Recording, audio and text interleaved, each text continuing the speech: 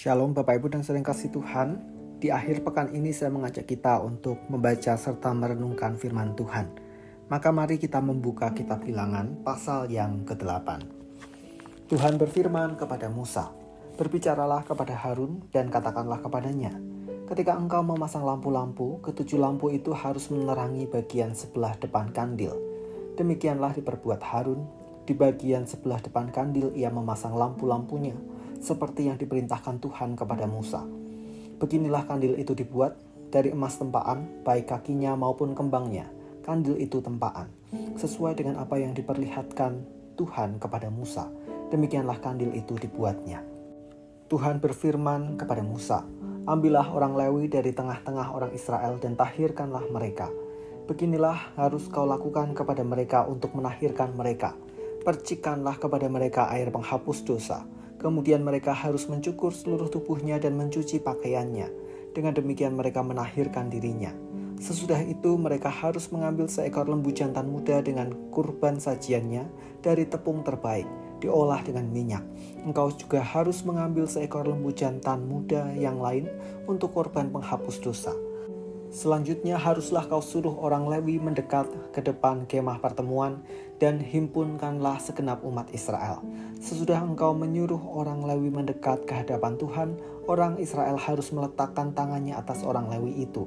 Harun harus mengunjukkan orang Lewi itu sebagai persembahan unjukan dari antara orang Israel di hadapan Tuhan, supaya mereka siap melakukan pekerjaan bagi Tuhan. Setelah orang Lewi meletakkan tangannya atas kepala lembu-lembu jantan muda itu, haruslah yang seekor diolah sebagai kurban penghapus dosa dan yang lain sebagai kurban bakaran bagi Tuhan untuk mengadakan pendamaian bagi orang Lewi.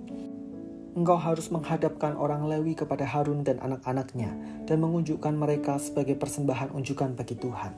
Demikianlah engkau harus mengkhususkan mereka dari tengah-tengah orang Israel supaya orang Lewi itu menjadi milikku.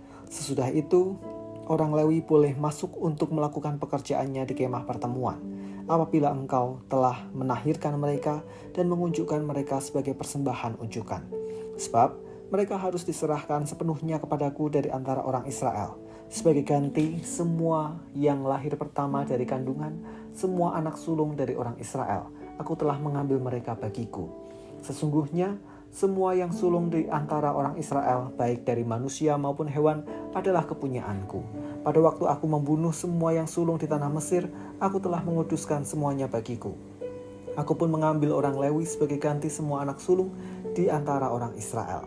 Aku menyerahkan orang Lewi dari tengah-tengah orang Israel sebagai pemberian kepada Harun dan anak-anaknya untuk melakukan segala pekerjaan bagi orang Israel di kemah pertemuan dan untuk mengadakan pendamaian bagi orang Israel, supaya tidak ada tulah di antara orang Israel ketika mereka mendekat ke tempat kudus.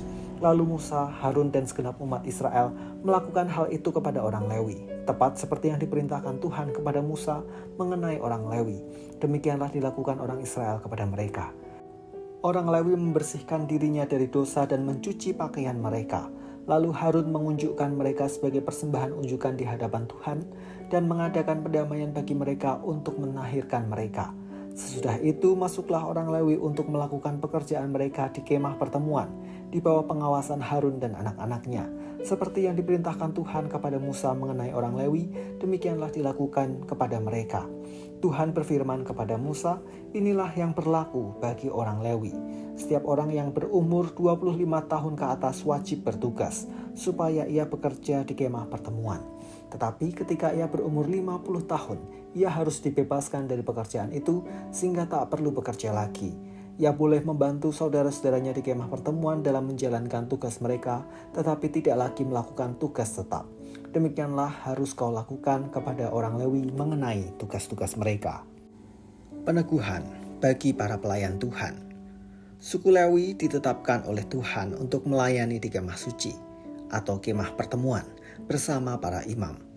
Suku ini bahkan tidak akan menerima tanah warisan di Kanaan kelak, karena Tuhan menjamin pemeliharaan hidupnya. Tentu Tuhan punya tujuan, yaitu agar suku Lewi fokus dalam melayani Tuhan.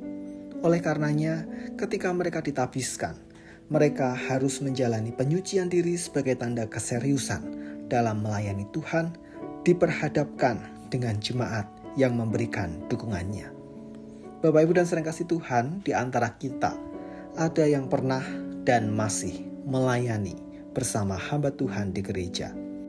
Kalau kita mengingat kembali, setiap pelayan Tuhan dalam bidang apapun, baik kepengurusan maupun kepanitiaan dan pelayanan-pelayanan lainnya, kita akan dilantik atau diteguhkan. Ini bukanlah upacara formalitas semata, tetapi ada makna mendalam yang hendak ditegaskan kepada kita, yaitu agar kita menghargai tugas tanggung jawab kita dan menghormati Tuhan sebagai pribadi yang memberi kepercayaan untuk melayani. Dengan dilantik atau diteguhkan, kita akan menjalankan tugas tanggung jawab itu dengan sungguh-sungguh dan takut akan Tuhan. Demikian pula kita diingatkan bahwa setiap pelayan Tuhan akan diperlengkapi dan diberkati sehingga semua tugas tanggung jawab itu dapat dikerjakan dengan maksimal. Mungkin ada rasa khawatir, ada rasa tidak percaya diri, bahkan rasa takut. Namun, jika Tuhan yang memanggil kita untuk melayani, maka Ia akan perlengkapi kita semua dengan segala sesuatu yang kita perlukan untuk melayani Dia. Mari hargai dan hormati tugas pelayanan yang Tuhan percayakan, serta kerjakan setiap bagian kita dengan kesungguhan hati, sembari menerima berbagai perlengkapan yang Tuhan berikan. Mari kita berdoa. Tuhan, kami sadar kalau kami bisa melayani Tuhan di gereja-Mu dengan berbagai bidang yang dapat kami tekuni. Sesungguhnya itu bukan karena kami bisa, sesungguhnya itu bukan karena kemampuan kami, tetapi itu adalah kepercayaan dari Tuhan. Maka biarlah kami belajar menjadi umat Tuhan yang menghargai dan menghormati kepercayaan itu, serta mengerjakan tugas tanggung jawab pelayanan tersebut dengan takut akan Tuhan. Di tengah keterbatasan kami, di tengah kekhawatiran kami, di tengah pergumulan kami diingatkan bahwa jika Tuhan memilih kami untuk melayani Tuhan, maka Tuhan juga akan perlengkapi dengan segala sesuatu yang dapat memaksimalkan pelayanan kami. Kami menyerahkan hari ini, akhir pekan kami, dengan segala kegiatan yang kami jalani. Berkenanlah Tuhan memberkati dan menyertai. Di dalam nama Tuhan kami Yesus Kristus kami berdoa. Amin.